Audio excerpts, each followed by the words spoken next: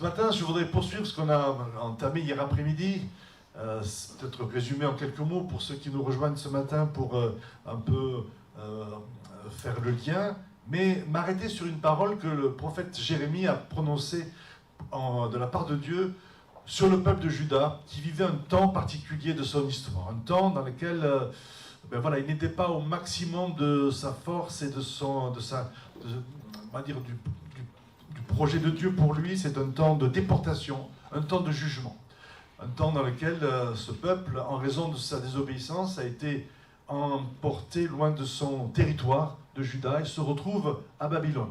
Babylone, c'est une ville, c'est un État en fait, c'est une cité dans laquelle règnent les ténèbres, règne la corruption, règne l'idolâtrie, tout ce qui déplaît à Dieu et tout ce qui amène sur ce territoire les ténèbres, ce qui amène l'obscurité, ce qui amène vraiment la tyrannie et la souffrance.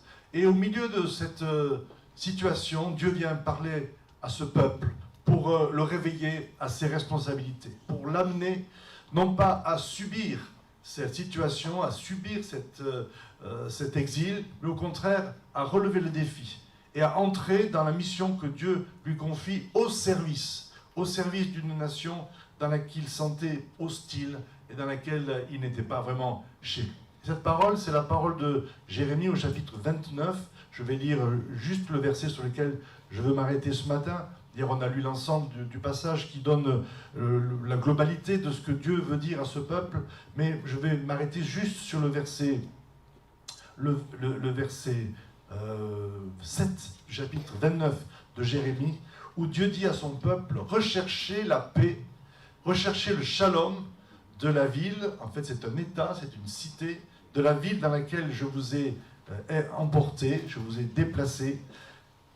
Priez, intercédez pour elle, car votre paix dépendra de la sienne. On lit ce texte pour plusieurs d'entre nous depuis longtemps. Et jamais comme aujourd'hui, ce texte ne prend autant de pertinence, autant de force, autant de puissance.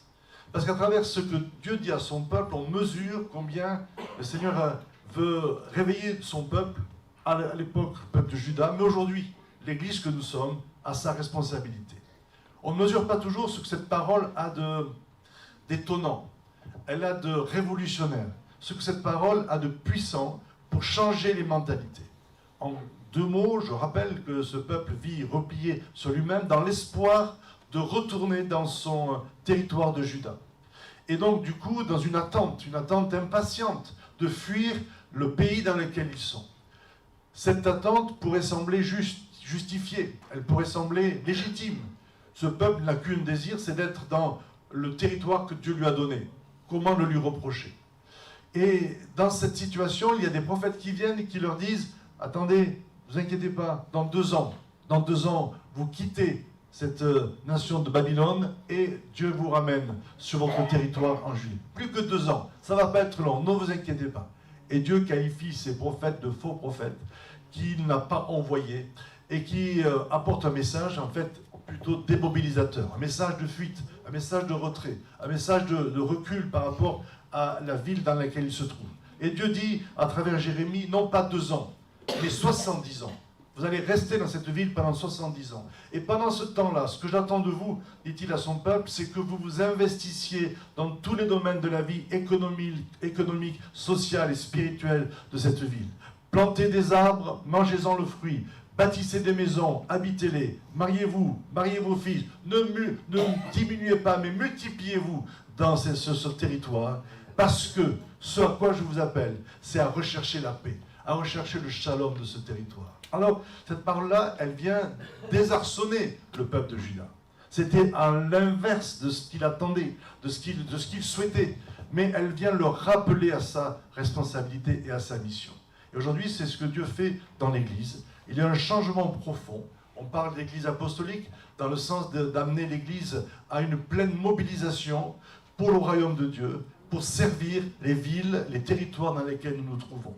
C'est un changement de mentalité qui est puissant, qui est profond, que Dieu opère par son esprit de manière mystérieuse. Et beaucoup d'églises sont unies dans cette volonté, non seulement de vivre une vie spirituelle, une vie d'église pour elle-même, mais de vivre un rayonnement qui amène la bénédiction dans les quartiers, dans les villes et dans les nations. Et en cela, eh bien, cette action de l'Esprit nous ramène à la mission que le Christ a donnée à l'Église dès sa naissance, dès son envoi, en lui disant « Allez, faites de toutes les nations des disciples. Baptisez-les au nom du Père, du Fils et du Saint-Esprit. Enseignez-leur à observer tout ce que je vous ai prescrit. » Dès le départ, le Seigneur envoie l'Église dans la nation. Non pas dans des lieux repliés, non pas dans des églises, même si les églises sont nécessaires, non pas dans des murs dans lesquels ils se renferment, mais il les envoie au service de la population, au service de la génération dans laquelle ils se trouvent. Pourtant, ça n'est pas un réflexe naturel. Comme pour ce peuple, il y a parfois en nous une volonté de vivre pour nous-mêmes, une volonté de vivre l'Église pour notre seul bénéfice, de vivre le salut pour notre seul bonheur. Pour beaucoup d'entre nous, la grâce de Dieu parfois se résume à une relation individuelle avec Dieu dans laquelle on trouve tout ce dont on a besoin, c'est vrai, et puis on se contente de cela, et parfois on s'enferme dans cette réalité. Parfois des églises s'enferment dans cette relation verticale avec Dieu qu'il faut développer, qu'il faut enrichir, qu'il faut encore, dans laquelle il faut progresser, sans voir qu'en fait nous sommes là pour une chose, pour un but particulier, c'est de bénir le monde dans lequel nous sommes. Bénir le quartier, bénir les villes, bénir les cités, bénir les nations dans lesquelles Dieu nous envoie. Mais pour ça, il faut qu'il y ait un réveil de l'Esprit de Dieu. C'est pour ça que j'aime cette parole, parce qu'elle est porteur de puissance, elle est porteur de transformation. Recherchez la ville, recherchez le bien, de la ville dans laquelle je vous ai placé. Ici c'est déporté, mais nous on va dire dans laquelle je vous ai placé. Et ça provoque des changements. Ces changements, ils sont nombreux. Je vais souligner quelques-uns hier, c'est qu'ils nous descendent de nous-mêmes. L'Église n'est pas, ou la vie, la foi, la vie avec Dieu, n'est pas pour notre seul bénéfice. Nous ne venons pas à l'Église pour trouver un intérêt pour nous-mêmes seulement. Bien sûr que nous trouvons beaucoup de bienfaits, de bénédictions, mais on ne peut pas réduire la vie de l'Église au fait qu'elle réponde à nos besoins seulement. Parce qu'un jour ou l'autre, on sera déçu et du coup, on changera d'église et puis voilà, ça crée de l'instabilité. Non, on est dans une église parce qu'on comprend que bien sûr, on vit une vie de famille, une vie dans laquelle on trouve l'affection, le réconfort dont on a besoin, mais en même temps, parce qu'on sait qu'il y a une mission pour cette église.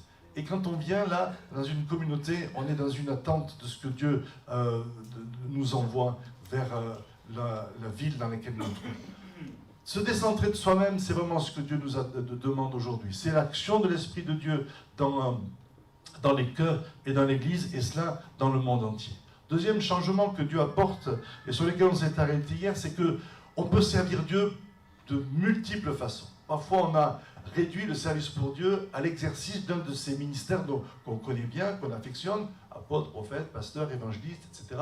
Et on pense que ce n'est que dans cette dimension-là qu'on peut servir Dieu. Pourtant, je l'ai rappelé tout à l'heure, Dieu dit à son peuple, la façon dont j'attends que vous recherchiez la paix, cette ville, et dont vous me serviez, c'est en vous investissant dans la vie économique et sociale. Plantez des jardins, mangez-en le fruit, plantez des arbres, mangez-en le fruit, bâtissez des maisons, enfin, mariez-vous, tout ce qui est la vie courante. Et le peuple de Dieu est appelé à vivre au service de Dieu dans l'ensemble de ses activités, de ses responsabilités.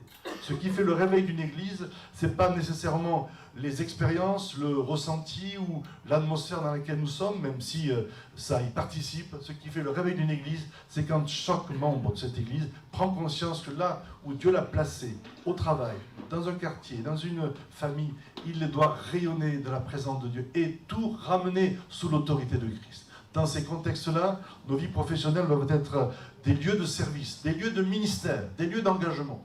Nos engagements dans les associations doivent être des lieux aussi de service pour Dieu.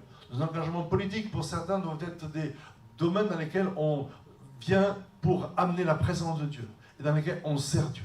Donc il y a de multiples façons de servir Dieu et Dieu veut ouvrir notre intelligence et notre compréhension à cette diversité pour qu'on puisse vraiment être au maximum de notre potentiel, de notre engagement et de notre mobilisation. C'est ce que Dieu fait aujourd'hui. Il réveille l'Église à sa responsabilité, comme il l'a fait pour ce peuple de Juda en son temps. Dans les autres changements que je voulais évoquer ce matin avec nous pour poursuivre, il y en a un en particulier qui est important. Quand ce peuple entend cette parole, rechercher la paix de la ville dans laquelle je vous ai déporté, intercédez pour elle. Et le Seigneur poursuit en disant, car votre paix dépendra de la sienne. De quoi est-ce que le Seigneur parle ici? Cette solidarité qui doit exister, de ce lien étroit qui doit exister entre les croyants, entre l'Église et le monde qui les entoure. Alors j'entends bien sûr, tout ce qu'on peut penser, toutes les réserves qui peuvent monter dans nos esprits, parce que quand on parle du monde et de l'esprit du monde, eh bien on sait qu'il y a une opposition, il y a une différence, voilà, on ne peut pas être dans l'esprit du monde en tant que croyant. On est dans une autre culture, on n'est pas dans ce que l'esprit du monde apporte comme rivalité, comme méchanceté, comme corruption, enfin tout ce qu'on peut imaginer de l'esprit du monde. Ça, ce n'est pas ce que l'on veut. Ça, c'est l'esprit antichrist. Bien sûr, nous devons nous garder de cela. Mais le monde dans lequel nous sommes, ça a été rappelé ce matin, c'est le monde pour lequel Jésus est venu. Et on doit distinguer l'esprit du monde dont il faut se départir, dont il faut se garder du monde dans lequel nous vivons. Et parfois, on n'a pas toujours su faire la différence. Si bien que du coup, les chrétiens passent leur temps, même involontairement, à créer des murs entre le monde qui les entoure et eux-mêmes. L'Église s'enferme parfois dans ses propres murs et ne comprend pas le rayonnement et l'impact qu'elle est appelée à avoir. Donc, pour que nous entrions dans cette parole de Dieu, dans le réveil que Dieu fait aujourd'hui, il faut que notre regard sur le monde qui nous entoure change. On ne peut pas avoir un regard de jugement, un regard de... Israël était tenté de juger Babylone, évidemment. Babylone était coupable de toutes sortes de péchés. Et le jugement allait venir sur Babylone. Il y a beaucoup de textes dans l'Écriture qui disent que Dieu allait faire venir son jugement sur Babylone. Il y a même des textes dans ce livre de l'Apocalypse qui disent « Sortez de Babylone ». Alors on se dit, voilà, du coup, il faut se garder du monde et il faut s'éloigner de notre génération. Mais ce dont l'Écriture parle, c'est de nous garder de l'esprit et de sortir de la mentalité, sortir de tout ce qui est contaminé par le royaume des ténèbres. Mais par contre, nous sommes au milieu du monde. Dieu a tant aimé le monde. Ce monde dans lequel nous évoluons, dans lequel nous souffrons parfois, ce monde parfois dans lequel nous pouvons être aussi victimes de persécutions, c'est le monde que Dieu a aimé. Ce monde qui s'oppose à Dieu, ce monde qui s'éloigne de Dieu, ce monde qui blasphème, ce monde qui prend parfois, à travers des gouvernements, à travers toutes sortes d'activités, qui prend des décisions, des lois qui sont contre Dieu, qui sont contre ce que nous croyons, contre ce qui nous semble important. Ce monde-là, c'est le monde que Dieu aime. Et on ne peut pas être de ceux qui jugent, de ceux qui regardent ce monde avec condescendance. On sait que le jugement viendra en son temps, mais le jugement appartient à Dieu. Jésus a dit, je ne suis pas venu pour juger le monde, mais pour sauver. C'est la mission du Christ, et c'est la mission de l'Église. Et nous, parfois, nous outrepassons notre rôle de témoigner, d'aimer, et nous prenons un peu la place de Dieu pour le défendre, pour défendre l'honneur de Dieu, pour, je ne sais. Et du coup, nous allons au-delà. Et nous créons dans notre mentalité, par rapport au monde qui nous entoure, une attitude de défiance, une attitude de crainte, une attitude de peur, une attitude de jugement aussi. Ce dont nous avons besoin aujourd'hui, c'est de recevoir la compassion de Dieu pour le monde dans lequel nous sommes.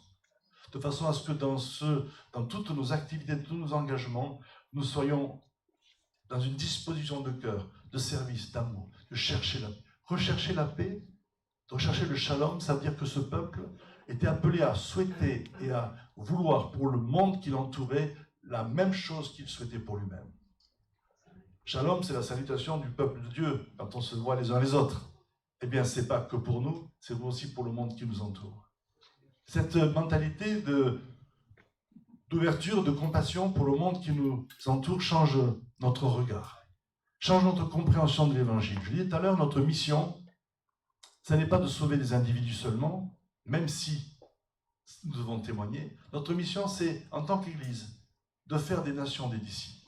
Alors, ce n'est pas l'Église ACR Lyon-Nord, elle seule, qui fera des nations, la nation de France un disciple. Mais c'est l'ensemble de l'Église qui, par son impact, par sa prière et par aussi la formation de ses croyants, pourra amener dans la nation l'atmosphère du royaume de Dieu et faire de cette nation un disciple de Jésus. Est-ce que vous croyez que la France est destinée à être disciple de Jésus?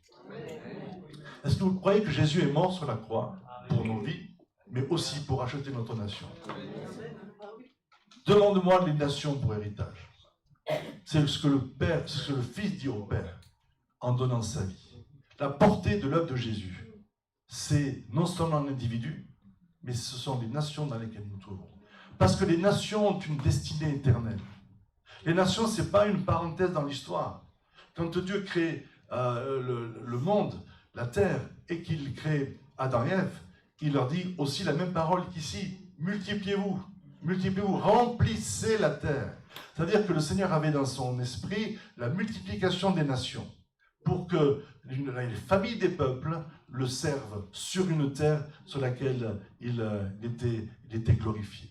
Le péché est venu et il a amené la rivalité, la méchanceté et la division. Et quand les nations, quand l'humanité, avant que les nations n'existent, se retrouve à Babel, elle est dans cette attitude de vouloir se faire un nom, vous savez. Et à ce moment-là, Dieu vient et il multiplie les langues et qui amène une division parmi les nations. Pour empêcher que ces nations, dans leur révolte, que ces peuples, dans leur révolte, prennent la place de Dieu et aillent trop loin. Mais depuis, la croix est venue. Et Jésus est venu pour racheter. Et le Saint-Esprit est venu. Et à la Pentecôte, toutes les nations sont là. Et dans leur diversité de langues, alors qu'à Babel, les langues étaient là pour diviser et pour séparer, à la Pentecôte, la diversité des langues s'unissent dans le même esprit pour louer Dieu et célébrer la louange de Dieu. Et Dieu rachète tout ce qui est division entre les nations, tout ce qui est séparation sociale, ethnique. Il rachète tout cela pour faire de son peuple un peuple de toute nation et de toute langue. Et ce peuple, nous le retrouverons dans l'éternité. Quand nous serons sur cette nouvelle terre, sur ce nouveau cieux, la Bible dit que les nations marcheront à la lumière de Dieu. Ça me donne de l'espérance. Ça veut dire que ce que nous vivons aujourd'hui, qui parfois nous fait souffrir, qui nous inquiète, qui nous préoccupe, on dit là, mais où on va? Mais les nations sont dans la confusion. L'insécurité est là, les menaces sont là, elles sont nombreuses, et parfois ce ne sont pas que des menaces, c'est la qualité. Les guerres se multiplient, les impérialismes se multiplient, se renforcent, qu'ils soient religieux, qu'ils soient militaires, qu'ils soient politiques. Volonté d'hégémonie, de prendre, comme à l'époque de Babylone, qui avait envahi tellement de nations pour les asservir. Ça, c'est ce qui nous effraie, c'est ce qui nous inquiète. Mais dans le projet de Dieu, un jour, quand il amènera l'humanité à son salut, alors à ce moment-là, nous serons de toute nation, de toute langue, de toute culture, dans sa présence pour louer Dieu. Et les nations dans le ciel marcheront à sa lumière. Ça, c'est encourageant.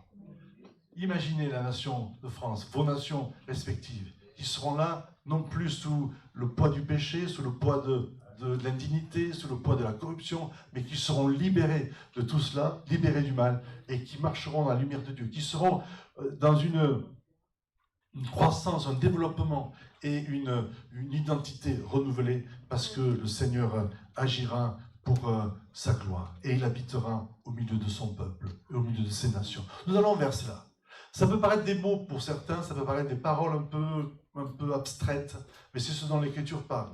Et il faut que cette espérance-là nous anime. Sinon, aujourd'hui, eh bien, on n'a plus d'espérance, on est devant une situation qui nous fait baisser les bras et qui nous amène dans la crainte et dans l'inquiétude. Un jour, les totalitarismes, toutes les formes de dictature seront jugées. Un jour, le Seigneur amènera un jugement ces choses et les fera disparaître comme il a jugé Babylone en son temps. Mais le rôle du peuple, ça n'est pas de juger, c'est de servir et de bénir. Vous voyez la différence? Dans l'Écriture, Dieu dit, le jugement viendra sur Babylone, mais le jugement m'appartient. Il ne t'appartient pas à toi, peuple de Juda. Toi, ce que tu es appelé à faire, c'est à rechercher la paix de cette nation. Le jugement viendra en son temps. Et nous, nous sommes dans cette même situation. Nous savons que le jugement viendra pour ceux qui refusent la grâce de Dieu. Mais néanmoins, aujourd'hui, ce n'est pas à nous de prendre un rôle du jugement, c'est à nous, au contraire, d'être dans la compassion et dans la volonté de chercher le bien de cette nation. Quand une église cherche le bien de sa nation, alors ça se voit dans la prière, dans l'intercession, rechercher la paix et intercéder pour elle. L'intercession qui dépasse les besoins personnels, qui dépasse les besoins de l'Église, même ils sont nombreux, il faut prier pour les besoins de l'Église. L'intercession qui touche le bien-être de notre nation, pour amener le salut, pour amener la justice, pour que dans les élections qui se déroulent, à quelque échelon que ce soit, eh bien, il y ait la conduite de Dieu, il y ait la sagesse de Dieu, pour que notre nation évite le pire, pour que les catastrophes soient évitées, soient épargnées à notre nation, et qu'au contraire, le Seigneur puisse vraiment se glorifier jusqu'au jour où tout genou fléchira et toute langue confessera qu'il est le Seigneur, à la gloire de Dieu le Père. Vous voyez cela? Ça, c'est notre horizon. Et je vais passer à l'autre point, le changement qui est attendu de nous, c'est un autre regard sur la nation dans laquelle nous vivons, mais c'est aussi un regard d'espérance sur l'avenir. Changer de regard par rapport à l'avenir. Ce qui aujourd'hui est inquiète, préoccupe et qui a tendance à nous ramener sous un poids de crainte et de peur doit être combattu parmi les croyants. Quand Jésus dit « ne vous inquiétez de rien », on pense que c'est une parole comme ça pour nous encourager, pour qu'on ne soit pas sous le poids de la peur du lendemain. Mais c'est un combat beaucoup plus grand que ça. Toute forme d'inquiétude, pas simplement pour notre devenir matériel, pour nos biens, mais même la forme d'inquiétude par rapport à l'avenir du monde, par rapport à l'évolution de l'histoire, par rapport aux crises, par rapport aux menaces qui sont là, ces craintes doivent être combattues. Elles n'ont pas de place dans notre vie, même si parfois on peut être atteint, on peut être affecté par ces craintes. Il faut qu'à un moment donné, l'avenir d'espérance que Dieu prépare pour notre nation soit notre horizon. Il faut qu'on change de regard sur l'avenir. Notre avenir, ça n'est pas la persécution. Notre avenir, ça n'est pas l'antichrist. Notre avenir, ça n'est pas la fin du monde. Notre avenir, c'est le moment où le Seigneur, dans sa gloire, viendra pour extirper le mal de la création et amener sa justice, amener ce royaume de justice, amener une nouvelle terre sur laquelle la justice habitera. Ça, c'est notre horizon. Notre horizon, c'est quand toutes les nations marcheront à sa lumière, quand Dieu habitera au milieu de son peuple, quand il n'y aura plus ni pleurs, ni larmes, ni deuil, ni souffrance. Ces choses auront disparu. Nous vivrons dans l'éternité, dans la communion avec Dieu, la communion les uns avec les autres, la communion entre nations, et dans tout cet environnement, la gloire de Dieu. Nous respirerons la gloire de Dieu. Nous serons baignés dans l'amour de Dieu. C'est notre horizon. Et il faut que cette espérance nous habite. Sinon, on se laisse gagner par les informations qui passent en boucle et dont l'effet naturel est de nous inquiéter, d'assombrir notre horizon, de nous amener dans la peur, dans la crainte. Parfois, la peur nous amène à des choix aussi politiques qui ne sont pas justes dans les moments d'élection ou autres. On réagit par réaction. Le peuple de Dieu doit changer aussi son regard sur l'avenir.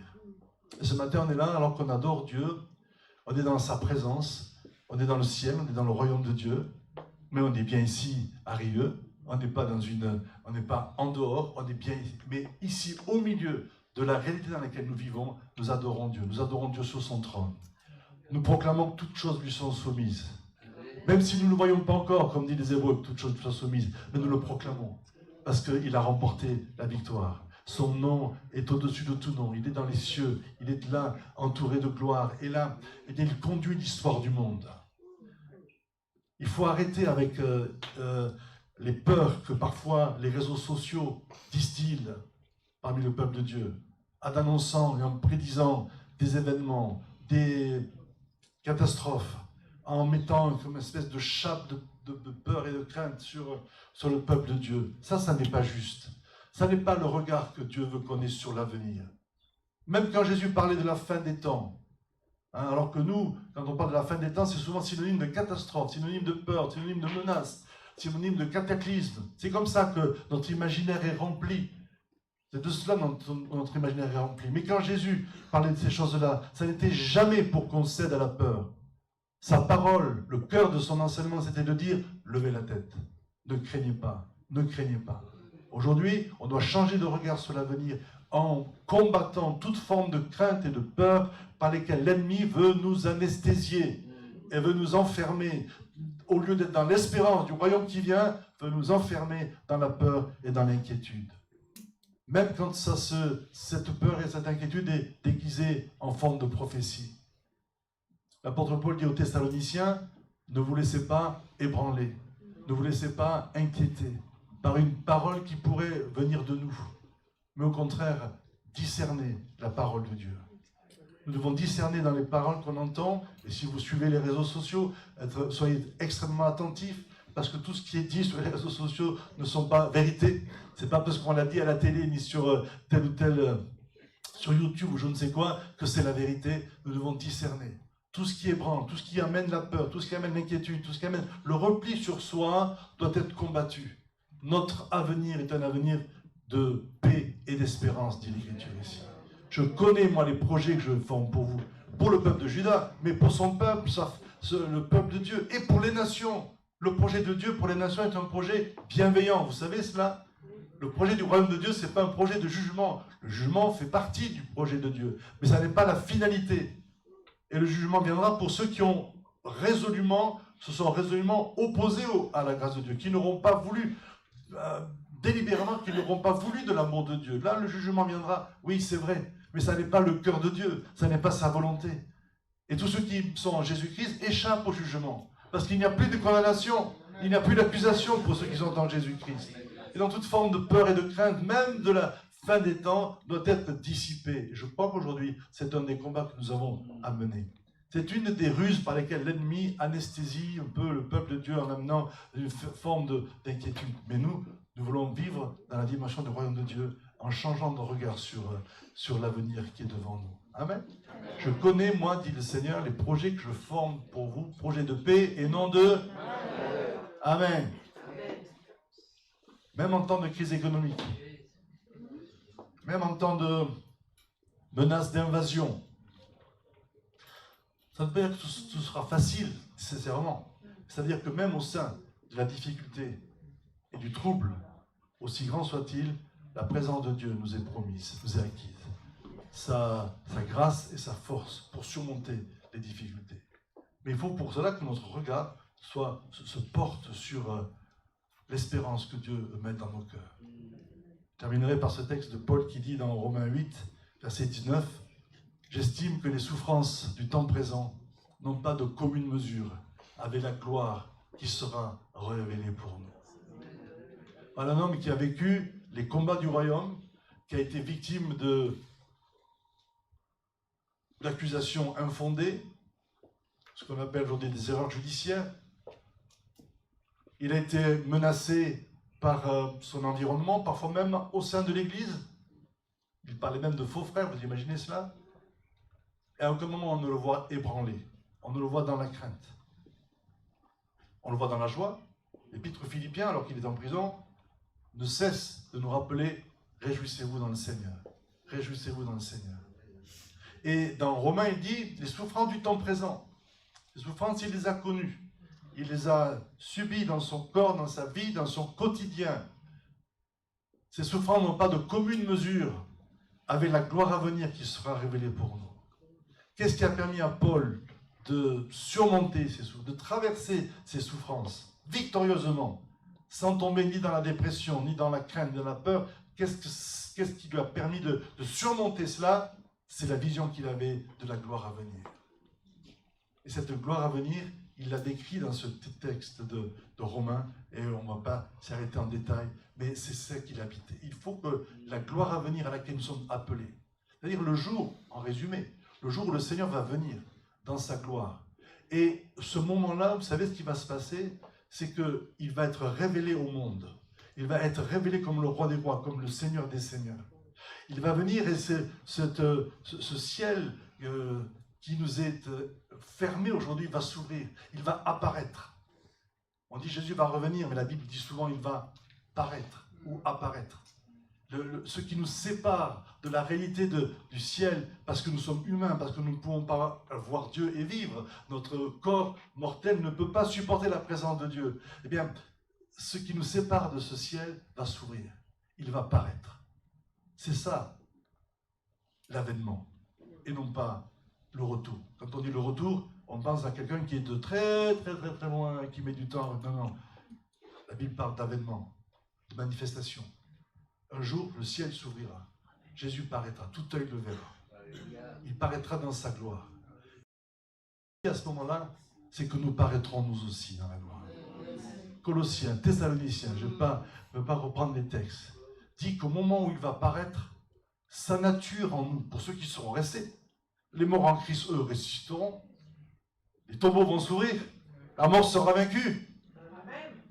C'est les premiers qui vont ressusciter, et ceux qui seront restés au son avènement vont être transformés. La gloire qui est en nous déjà, Christ en nous, l'espérance de la gloire. La gloire qui est en nous va être révélée parce que nous le verrons. Aujourd'hui, nous le voyons en esprit. Ce matin, est-ce que vous voyez le Seigneur en esprit? Nous le contemplons. Nous l'aimons. Notre esprit communie avec lui.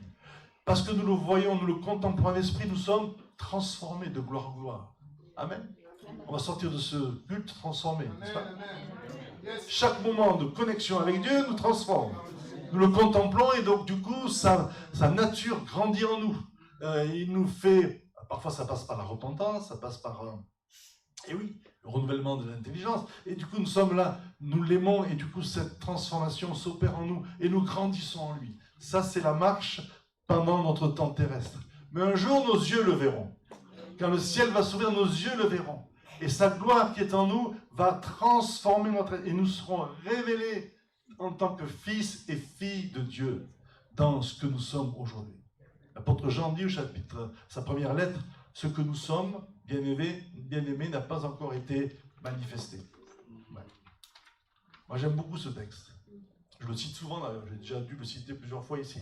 Parce que je me dis, voilà, au milieu de mes fragilités, de mes faiblesses, parfois de mes dérapages, ben voilà, je ne suis pas encore celui que je suis appelé à être.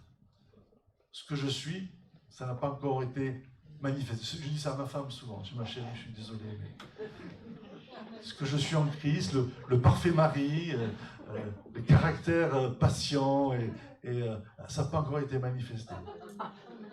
Ça se manifeste par moments, de plus en plus, mais pas toujours de manière durable, hein, parce qu'on broche tous de plusieurs manières. Voilà. On ne dit pas ça pour se justifier, mais c'est la vérité. Ce que nous sommes, notre réelle identité à chacun, n'a pas encore été manifestée. Elle est là, elle grandit. Elle grandit par les guérisons, elle grandit par la croissance spirituelle, elle grandit parce que Christ grandit en nous. Mais un jour, ça sera pleinement manifesté. C'est ça la gloire à venir. Quand il paraîtra, ce que je suis en lui sera pleinement manifesté. Et à ce moment-là, nous serons transformés. Nous revêtirons un corps glorifié, un corps spirituel, qui sera l'expression de notre identité, notre caractère. Nous recevrons un nouveau nom. Un nouveau nom, qui est secret aujourd'hui. Ne me dites pas que Dieu vous l'a révélé à vous en particulier, hein, parce que ça ne marche pas, ça. On peut en avoir une idée peut-être, mais non, non. À un moment donné, nous recevrons un nouveau nom. Tout ce que nous sommes en Christ sera manifesté. Et nous entrerons dans la gloire avec lui. Et nous régnerons pour l'éternité avec lui. Et à ce moment-là, la terre aussi sera transformée. Le salut que nous avons reçu n'est pas que pour nous. Il est pour toute la création. Il est pour les nations. Il est pour toutes les sphères de la société. Il est pour notre économie, il est pour l'éducation, il est pour le droit, il est pour la justice. Il est pour tout ce qui constitue une nation. Le salut va toucher cette dimension d'une nation. Mais le salut est aussi pour la terre. Parce que dans ce même chapitre de Romains, il dit que la terre, la création, c'est-à-dire tout ce qui nous entoure, ce que nous vivons, nous marquons, ce que nous apprécions, elle soupire. Après quoi? La révélation des fils de Dieu. Ce moment où nous serons manifestés en Christ. Chaque fois que Christ agit à travers nous, c'est une forme de révélation des fils de Dieu. Mais la révélation ultime des fils de Dieu, fils et filles de Dieu, c'est le moment où Jésus paraîtra. Et cette création attend avec un ardent désir la révélation des fils de Dieu. Elle a une espérance, c'est qu'au moment où cette révélation aura lieu, Elle sera elle-même libérée de la servitude de la corruption à laquelle elle a été soumise depuis le péché d'Adam et Ève. C'est ça l'histoire. Cette création était remplie de la gloire de Dieu. Et l'homme y travaillait pour la faire fructifier dans la paix, dans l'harmonie avec Dieu. Le péché est venu. Et l'homme a dû subir les effets du péché. On en a parlé hier, je ne vais pas y revenir. Et la terre a été sous une malédiction. C'est ça la servitude de la corruption. Aussi belle soit-elle, aussi belles soient nos régions, nos territoires, eh bien il y a là une malédiction dont la terre et la création soupirent après la libération. Elle soupire après la liberté glorieuse des enfants de Dieu. Ça veut dire quoi? Ça veut dire que le salut de Jésus touche ma vie personnelle, mon corps, ma famille, mon travail, les nations, et il touche la terre sur laquelle nous sommes. Un jour, cette terre sera libérée de la corruption pour avoir part à la liberté glorieuse des enfants de Dieu. Au moment où nous serons transformés à l'image de Jésus, et nous serons pleinement nous-mêmes en Christ, pour le servir pour l'éternité, la terre, elle aussi, sera glorifiée. Et sera libérée de la servitude. Là, la victoire de Christ à la croix sera pleinement manifestée. Aujourd'hui, nous sommes dans la foi que tout est accompli. La croix a eu lieu. Jésus a vaincu. Jésus est roi. Il est Seigneur. Mais nous attendons. Nous attendons le jour où cela sera pleinement manifesté. Et dans cet engagement dans un nouveau regard sur le monde, sur l'avenir, il faut qu'on ait cette compréhension que, oui, tout est accompli, mais nous sommes dans l'attente que la pleine victoire de Christ soit manifestée. Et c'est donc, nous vivons entre deux temps. Le temps où la victoire de la croix a eu lieu, et le temps où cette victoire sera pleinement manifestée. C'est pas facile à vivre, ça. Dieu ne nous facilite pas les choses, parfois, hein, mais c'est comme ça. C'est comme ça. Mais le jour où il sera manifesté, là, la mort sera vaincue. Ô mort, où est ta victoire? Ô mort, où est ton aiguillon? La mort sera vaincue. Grâce soit rendue à Jésus-Christ qui nous fait toujours triompher. La mort sera vaincue. Tous les effets du péché de la mort, dans nos corps comme dans la création, seront éradiqués, seront vaincus. Et la gloire de Dieu explosant saturera la terre entière. Et nous vivrons dans un endroit où il n'y aura plus de temple. Il n'y aura plus d'église. Tiens, il n'y aura plus dimanche matin, je vais à l'église. Non, non. Tout sera rempli de sa gloire. Il sera lui-même le temple. Il n'y aura plus de soleil. Sa gloire irradiera toute la création. Et nous serons dans une vie de communion, d'amour, de service pour Dieu. Pour l'éternité. Éternité. Inimaginable. Impossible à décrire. Impossible à... Mais c'est ça notre espérance. Et il faut qu'on soit habité par cette espérance. Sinon, le quotidien va gagner du terrain. Il va nous plomber. Il va nous faire ce quotidien qui est une réalité à laquelle on ne peut pas échapper. Il va nous désespérer. Mais le peuple de Dieu est un peuple d'espérance parce qu'il connaît son avenir. Et notre avenir, c'est le royaume qui vient. Et ce royaume, nous devons en recevoir la révélation. Je l'explique avec des faibles mots, à partir de la parole de Dieu, mais il faut qu'il y ait une révélation en nous, qui vienne faire qu'on se délecte de ce royaume. On y vit, on le savoure, on le voit, on le contemple. Et du coup, on traverse les épreuves du quotidien, on les traverse avec sa force et avec espérance. Que Dieu change notre regard sur le monde qui nous entoure, qui est appelé au salut, dans lequel nous devons nous investir pleinement, sans réserve, sans jugement, comme le levain qui pénètre la pâte et qui fait lever toute la pâte. Et que Dieu change notre regard sur l'avenir en renouvelant notre espérance, souffrant du temps présent, non pas de commune mesure, avec la gloire à venir qui sera révélée pour nous. Délectons-nous de ce qui va se passer, de ce qui nous attend. Pas pour fuir, non, pas pour fuir. Des fois, à nouveau, il faut peut-être dire cela, beaucoup de gens considèrent le retour du Seigneur comme une fuite, comme une façon de dire « Ah mais voilà, non, c'est interdit ça, c'est pas permis ». Ce que Dieu dit à son peuple, non, non, vous n'allez pas quitter la terre de Babylone comme ça en 2 ans, non, non, vous allez rester le temps qu'il faut, 70 ans pour eux. Et nous aussi, on va rester le temps qu'il faut. Sur cette terre-là. Je fais une pause là. À chaque moment de l'histoire qui a été un moment difficile, douloureux, de chaque crise, les chrétiens ont pour habitude de dire « Ah, Jésus revient bientôt ». Bien sûr qu'il revient. Mais ça n'est ni l'accélération, ni les événements, ni la multiplication des événements qui nous permettent de dire que le retour serait, comme on dit, imminent. Il peut revenir à chaque instant. C'est évident. Mais nous ne devons pas considérer ce retour comme une fuite, comme Judas le faisait. Il rentrait à Jérusalem pour fuir Babylone. Et nous ne pouvons pas attendre le retour du Seigneur pour fuir le monde dans lequel nous sommes. Ce monde, c'est le lieu où nous devons servir.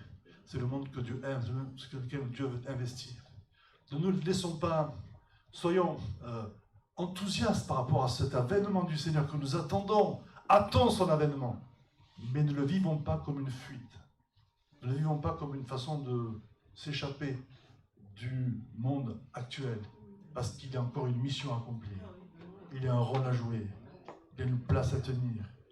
Le salut doit grandir dans nos nations. Le royaume de Dieu doit grandir.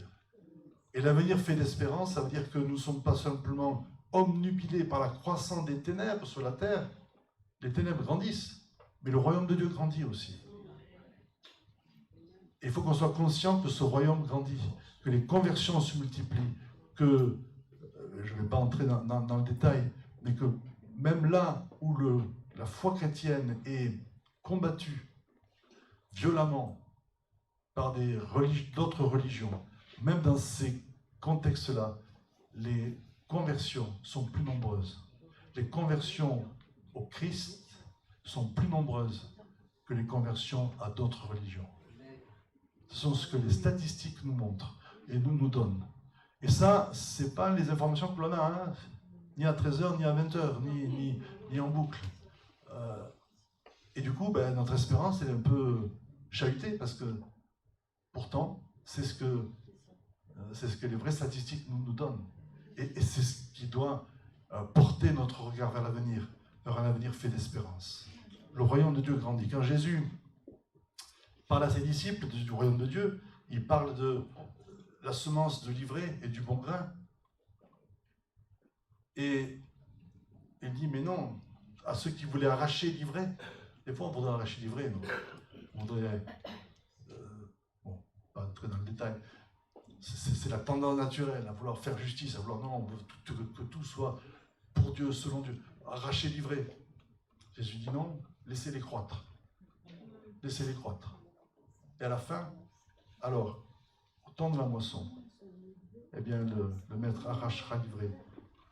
Et ça veut dire que les fils de l'ivraie, c'est les fils des ténèbres, pour schématiser, et le bon grain, c'est les fils du royaume.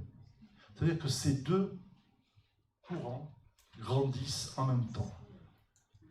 Et nous, on a été spécialistes pour penser qu'il n'y avait que les ténèbres qui grandissaient. Alors que la Bible nous parle que le royaume de Dieu grandit en même temps. Le royaume de Dieu, c'est cette pierre qui est détachée d'une montagne, sans le secours d'aucune main, et qui grandit, qui écrase toutes les dominations, tous les totalitarismes qui s'élèvent contre Dieu dans toute l'histoire. Parce que dans l'histoire, le royaume de Dieu grandit. Et à un moment donné, cette pierre devient une montagne, elle devient le seul horizon, le royaume de Dieu. C'est ça la vision de Dieu pour notre histoire. Sa gloire vient, son royaume vient, et nous devons être animés et habités par cette espérance, pour combattre, pour prier, pour aimer et pour servir aujourd'hui. Amen. Changement de regard. Allez, on ne vient plus à l'église pour soi-même. Ce matin, on n'est pas là pour nous.